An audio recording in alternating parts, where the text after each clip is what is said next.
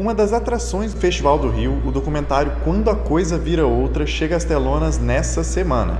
A obra do diretor Márcio de Andrade mostra uma conversa fraterna que revela os processos criativos de dois dos maiores cineastas brasileiros, os irmãos Vladimir e Walter Carvalho. Oi, aqui é Márcio de Andrade, sou diretor do documentário Quando a Coisa Vira Outra.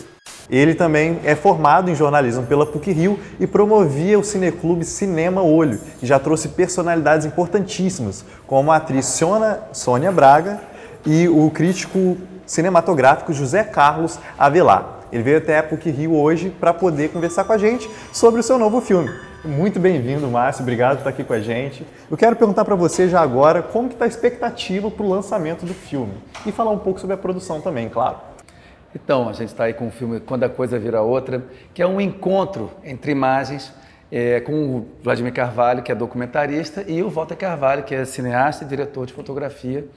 E foi uma trajetória, né, do Vladimir muito rica, assim, né, que fazendo filmes desde os anos 60, né, retratando a desigualdade do país, né, e tal, que o Valtinho fala, não, se você juntar todos os filmes do Vladimir, é um cinema sobre a desigualdade. Eu peguei um pouco isso que ele falou e quando eu vi o papo dos dois, eu falei, cara, isso dá um filme. Isso dá um filme.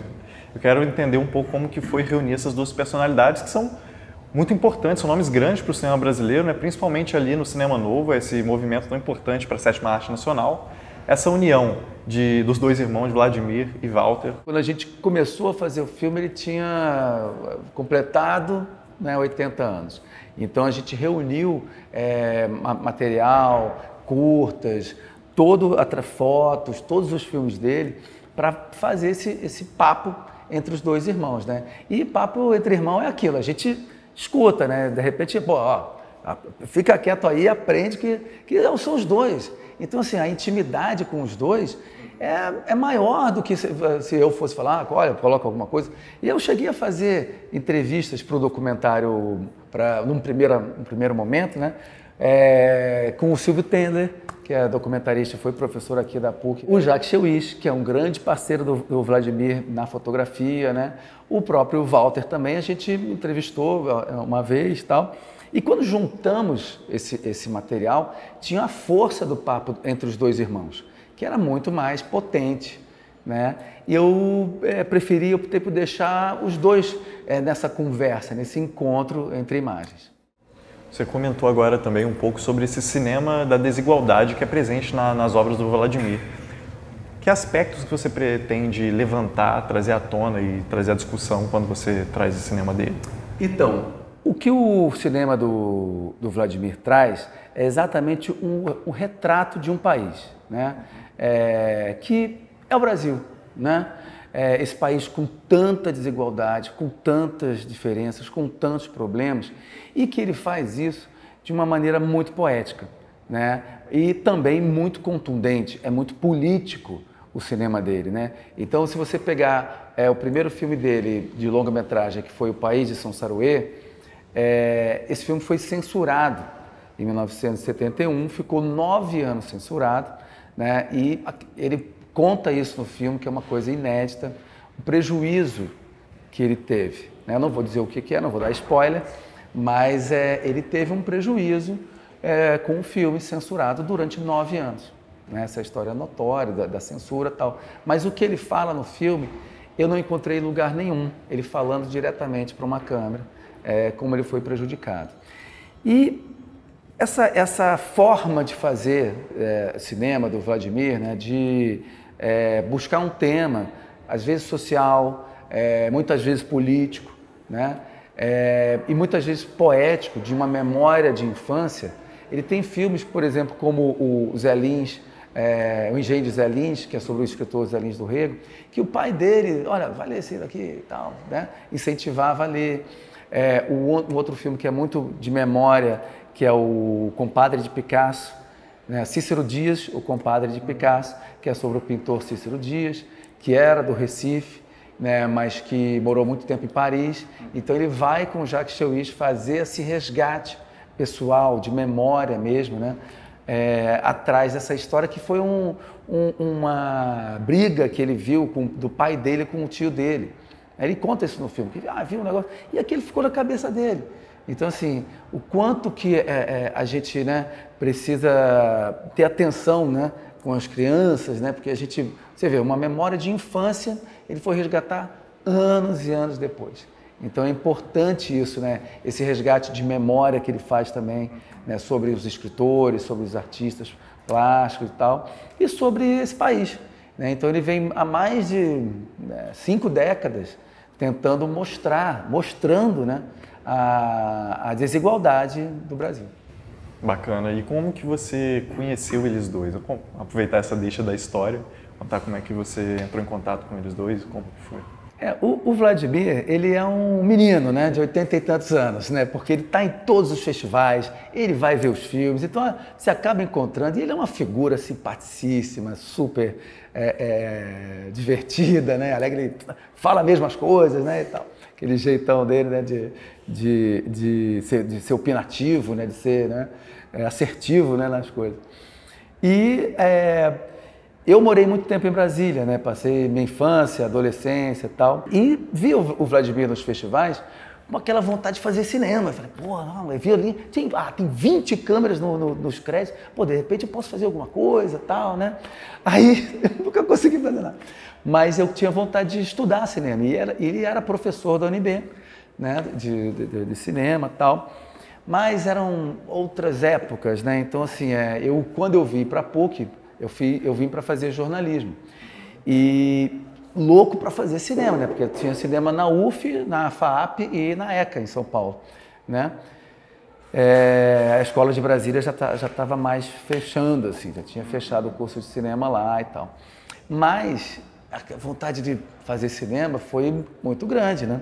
E eu tinha essa vontade de trabalhar com o Vladimir, né? Porque em Brasília eu não conhecia muita gente, mas ele estava sempre lá, agitando, fazendo coisas. Depois eu comecei a encontrar uma outra galera de cinema lá em Brasília também e tal, que foi o que também deu um outro boom, né? Quando eu vim para o Rio, aí eu encontrei a galera da UF, que foi bacana também, porque eu comecei a entrar nas equipes de curta e tal, e trabalhar com cinema, com audiovisual, né? Mantendo o jornalismo em paralelo ali um pouquinho. Né? Essa sua vinda para o Rio e essa agregação às equipes do filme fez com que aqui na PUC você também criasse o Cineclube Cinema Olho, né? Era um cineclube forte, cheio de responsabilidade, cheio de atrações. Como que surgiu a ideia do cineclube? Como é que você fazia para fomentar essa parte importante da universidade de discussão em torno dos filmes? Então, essa foi uma boa história, que foi aqui na sala 506K, nesse andar aqui mesmo, que a gente fazia o Cineclube Cinema Olho. Acho que o Jorge pegou, nosso cinegrafista que está aí atrás, pegou um pouquinho essa época do Cinema Olho. E eu me lembro aqui, é emocionante mesmo. Eu me lembro de fazer assim, de entrar nas salas, eu entrava nas salas, olha, vai ter hoje Cinema Olho, né, tal, e chamava a galera para ver. Às vezes nem tinha uma programação muito definida, mas toda quarta-feira a gente fazia alguma coisa, mostrava alguma coisa. E foi isso, essa vontade de trabalhar com cinema, de entrar, né, e tinha aquela coisa, quando você junta uma galera a fim de fazer junto com você, a coisa acontece, né? Então, assim, a partir daí eu comecei a me aproximar mais da galera da UF, né, de cinema. Eu comecei a participar de algumas equipes de curtas, o que foi muito legal, porque você passa por todos os departamentos, né? Desde o departamento de fotografia, de arte, de montagem, né? Foi uma época muito produtiva, assim, que a gente batalhava muito aqui dentro da PUC para ter um curso especificamente de cinema, né? E porque a gente, de uma certa maneira, não podia pegar as câmeras e tal, mas a gente, mas como é que a gente vai filmar só aqui dentro, né, e tal. Então aquela coisa de ir para o mundo, sabe? Vamos para o mundo filmar, vamos para o mundo gravar, vamos para o mundo fazer coisas. Ninguém tinha dinheiro para comprar câmera, não tinha celular, né? Então a gente era na base do vamos. E aí eu acredito que o Cinema Olho, de uma certa maneira, contribuiu, né, para ter um curso de cinema aqui e contribuiu também para que os alunos pudessem ver outras coisas que não é um cinema dominante. E isso é que era o mais importante. Isso era fundamental, apresentar outros tipos de cinematografias, né? Um curta feito sem recursos, mas com uma criatividade, né? Então, eu me lembro aqui da gente mostrar o Pedro Martins, que também era colega, super fotógrafo e tal, ele estava tão louco para ver o copião do filme que a gente passou o copião inteiro, sem som, e a galera vendo, porque era todo mundo, era um amigo nosso, né? Então veio aqui o Eduardo Coutinho, foi muito bom, porque ele errou a sala e foi para lá, aí eu corri atrás do Coutinho, não achava o Coutinho, ele, pô, não, tô aqui e tal. Aquele jeito dele assim, né? E foi fantástico, ele deu uma aula e ficou aí horas conversando com a galera. Teve também a Sônia Braga, que fez ela fazia o Louco, era um grupo de galera bem ecológica, que retirava os lixos da rua, né? Então, assim, da praia, tal, que eram os loucos varridos, né? Então, assim, a gente fez uma sessão de cinema sobre filmes de lixo, de reciclagem, logo depois, né, depois da reverberação da Eco 92, tal, isso é os anos 90, né? Não sou tão cringe assim, mas tô ligado.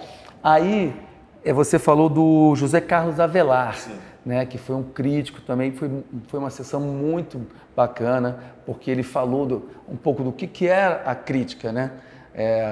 Às vezes a gente acha que a crítica só apedreja os filmes, mas não, ela tem um pensamento por detrás, né? Então, assim, foi fundamental para a gente entender como fazer os filmes de uma outra maneira também, como produzir com esse olhar crítico, né, e tal.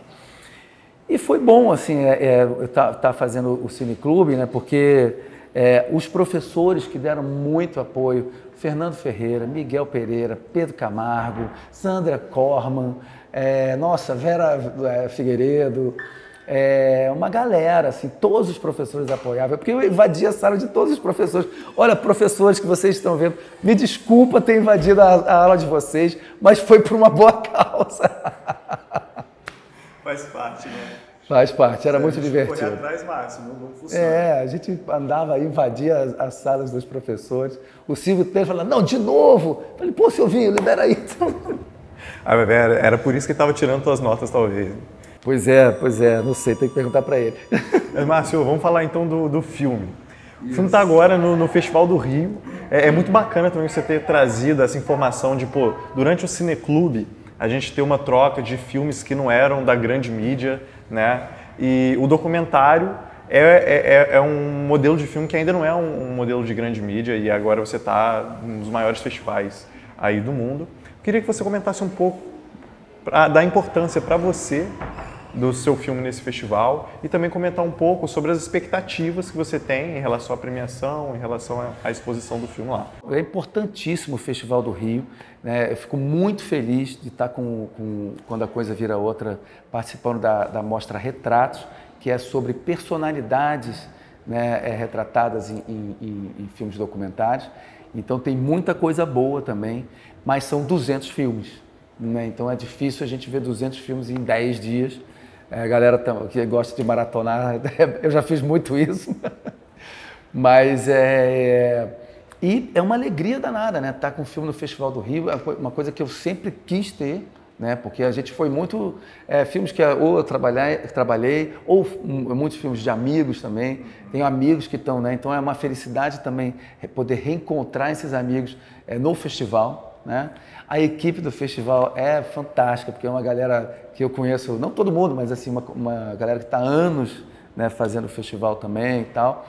E é importante dar essa visibilidade aos filmes. O mercado de documentário cresceu muito nos últimos 5 anos. Você vê que a produção de todos os streamings, né, Netflix, Amazon, todo mundo tem uma parte do documentário. E essa linguagem do documentário deixou há muito tempo de ser aquela coisa chata, porra, ai, cara, Nanuque, beleza. Tem que ter o Nanuque, tem que ver o Nanuque para saber como era naquele determinado período, aquela linguagem que foi importante, né? mas que hoje o documentário é pop, é uma outra coisa. Alcançou um nível de produção altíssimo. Não é só, vai, pega ali a câmera e faz, né? A gente já passou um pouco dessa linguagem. Tem um festival que aqui no Brasil o É Tudo Verdade, né? Que tem, claro, milhões de festivais, o IDFA e tal, que são voltados exclusivamente para o documentário. Mas aqui no Brasil, eu sou um pouco cria do É Tudo Verdade, porque eu acompanhei, se não as 20 edições, quase todas, né? Porque formou um público mesmo, não só de gente que consome documentário, mas gente que faz documentários, né? Então, assim, eu tive a oportunidade de ter um filme selecionado pelo Tudo Verdade, que foi Estela do Patrocínio, A Mulher que Falava Coisas, que, poxa, mudou a minha forma de pensar o documentário, porque quando eu fui fazer o filme, eu tinha visto muita coisa no É Tudo Verdade. Eu vi o João Moreira Salles falando junto com o Frederic Weissman, que foi uma mesa assim que eu falei, cara, esses caras estão pensando coisas que eu estou a fim de pensar, de fazer. E o documentário ganhou um ar de superprodução e tal, mas eu acho que a grande potência disso é trazer essa linguagem de uma certa, se existe, né? A gente não sabe se existe uma verdade, mas é que quando você fala que é documentário, você fala que, olha, isso aqui aconteceu, isso aqui ainda tem isso. Quando eu trouxe um pouco dessas experiências aí para o filme do Vladimir Carvalho, junto com o Walter Carvalho, que eu tento fazer o quê? Um encontro entre imagens com os dois irmãos. Né? Que o papo deles, a conversa deles, tinha uma intimidade, tinha uma potência muito forte, que era maneiro. Eu falei, olha, aqui tem uma coisa. Agora, eu tive que dar um mergulho muito grande na obra do Vladimir, né, que já é gigantesca, e como se não bastasse, eu também tive que mergulhar um pouco mais ali na obra do Walter, porque a gente acha que conhece. Né? Não, já vi 30 vezes o Conterrâneo. Cara, quando eu fui ver para o filme, eu vi com outro olhar. E é um filme que tem quase 3 horas de duração. Então, acho que eu tive, sei lá, mais de 500 horas de material na cabeça para ficar andando com aquilo e pensando como é que vai resolver coisas do filme. O Vladimir fala sobre o improviso no documentário, né? E ele fala uma coisa, não, o maestro, quando rege uma orquestra, ele sabe ali e tal, mas chega uma hora que ele tem tanto domínio que ele improvisa. Mas como fazer isso no documentário, né? Então, assim, aí eu ficava horas vendo os filmes, não achava. Aí eu também, já com precisando terminar o filme, eu acordava de manhã, deixava os filmes rolando, assim, para mergulhar naquele negócio. Quando eu vi, eu falei, uau, é isso. Aí vocês vão conferir no filme. Maravilha. Depois dessa chamada, eu quero até perguntar como que vai ser, uma vez que o filme sair do festival. Já tem alguma estratégia para divulgação ou se esse agora é um ano de rodagem de festival mesmo?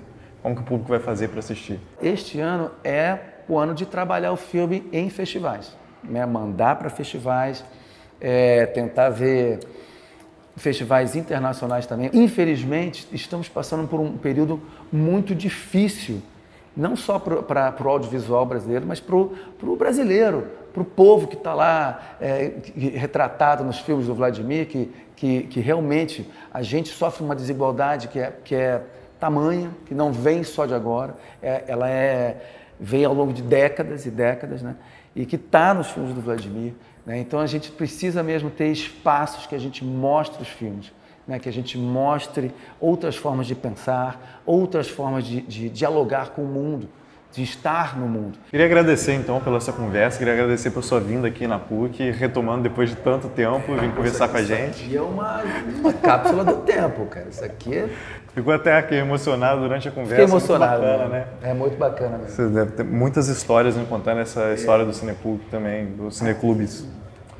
Importantíssimo. Né? O cinema hoje tem uma coisa engraçada, que todo mundo falava, mas é do Vertov e tal. Só que a gente usou a foto do filme do Truffaut, Os Incompreendidos.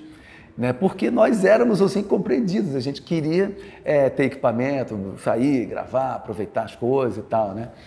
E acho que tudo isso daí, de uma certa maneira, tá no filme que está no festival, né? Porque a gente é o que a gente é, que a gente traz, né?